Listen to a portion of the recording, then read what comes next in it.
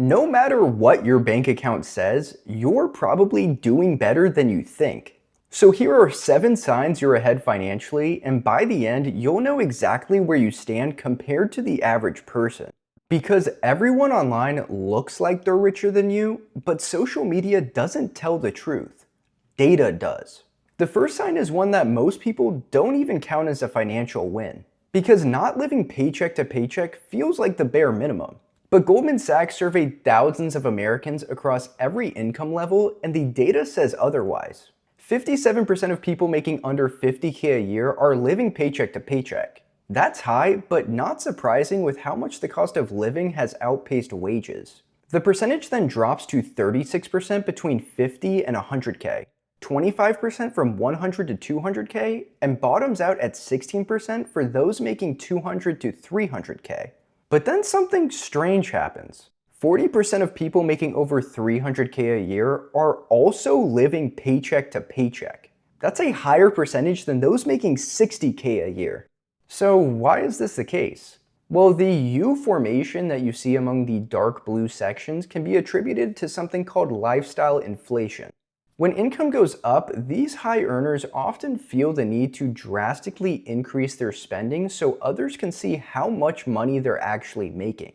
But if you're not living paycheck to paycheck right now, that's not the bare minimum. You're likely doing better than many people in your income bracket. And you're definitely doing better than 40% of people making multiple 6 figures. And there are a lot of reasons why so many people end up in this position. According to the Bureau of Labor Statistics, the average household spends $26,266 a year on housing alone. That makes up 33% of total spending and is the single largest expense in the average person's budget by a wide margin. On top of that, the average rent across all property types in the US is $2,000 a month. And when you stack those numbers every month against the average take-home pay, there often isn't much left over to go towards your other necessary expenses. So it's not surprising that 57% of renters have had difficulties making rent in the past 3 months. That's not a small group. That's the majority of renters struggling to pay their single largest expense. So if you've been making rent consistently without derailing your finances, you're doing something that most renters can't say for themselves. But rent isn't the only bill causing chaos for the average person. The second largest expense is one that many people are overpaying for every month. There's a rule of thumb called the 24-10 rule, which advises that in order to comfortably afford a car, your total transportation costs should never exceed 10% of your gross monthly income. Not just your monthly car payment, but your car insurance, gas, and maintenance combined. That's the goal. But according to the Bureau of Labor Statistics, the average household is already spending 17% of their total budget on transportation. And it's hard not to see why. Guess what the average monthly payment is on a new car right now? It's not $400 or $500, it's $767 a month. And that's before you've paid for insurance, filled the tank, or even visited a mechanic. That means the average household is spending more than 50% of their entire budget on just housing and transportation. So if your transportation costs are under 17% of your income, you're already ahead of the average person. And if you're closer to 10%, then you're miles ahead. But before we discuss this next sign, YouTube Analytics says that 108% of you are not subscribed. I don't know how that happened, but subscribe so we can get that number down to at least 100%. Come on, guys. 100%. We got this. All right, now with housing and transportation being so easy to overspend on, when it's time for these people to make their student loan payments, many of them can't. And that consequence isn't just a fine. Their entire remaining balance becomes immediately due. Their credit score tanks. Their employer gets a letter from their lender instructing them to send a portion of every paycheck to them, and oh yeah, they can get sued. That's the standard procedure that happens to 1 in 10 borrowers over only their first 3 years of repayment. So if you're in the 90% of borrowers that never defaulted on your student loans, or you don't have any at all, you've just avoided the biggest landmine that wouldn't have just cost you today, but would have haunted you for years. Because when all of your debt is due at once, it becomes practically impossible to invest, which many people are already struggling with as is.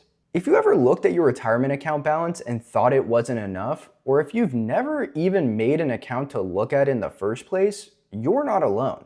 That feeling is almost universal for young people. Only 62% of people aged 35 to 39 have at least $1 invested in their retirement accounts. And that number drops quickly the younger you are.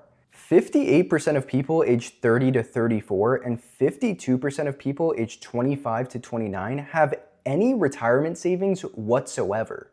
And for people aged 20 to 24, that share is only 30%.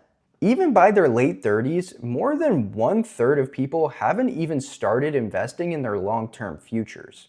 So if you have at least $1 invested into a 401k account, you're already ahead of millions of people today.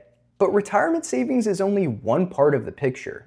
Because outside of what you're putting away for retirement, there's a broader stat that reflects every dollar saved or invested. This is called the personal savings rate.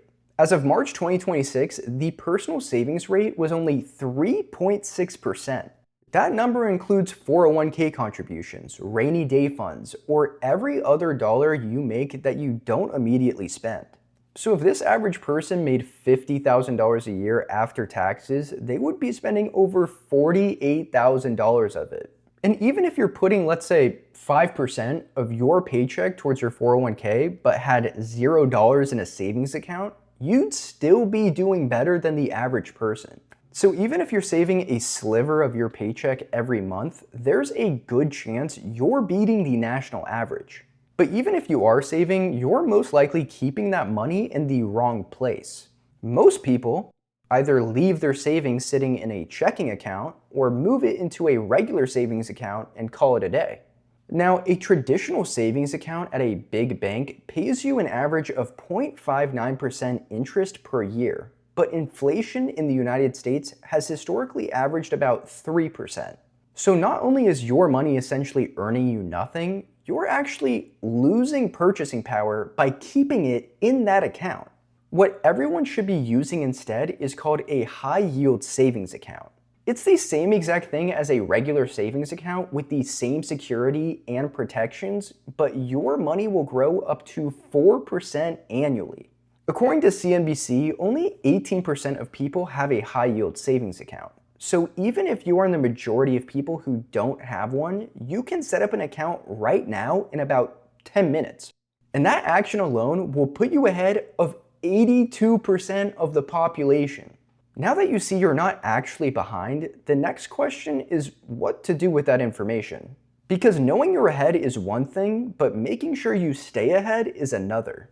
I broke down the exact routine to move your money in every time you get paid, and most people are doing it wrong. You can watch that video here. Thank you, my friends, for watching, and I will see you next time.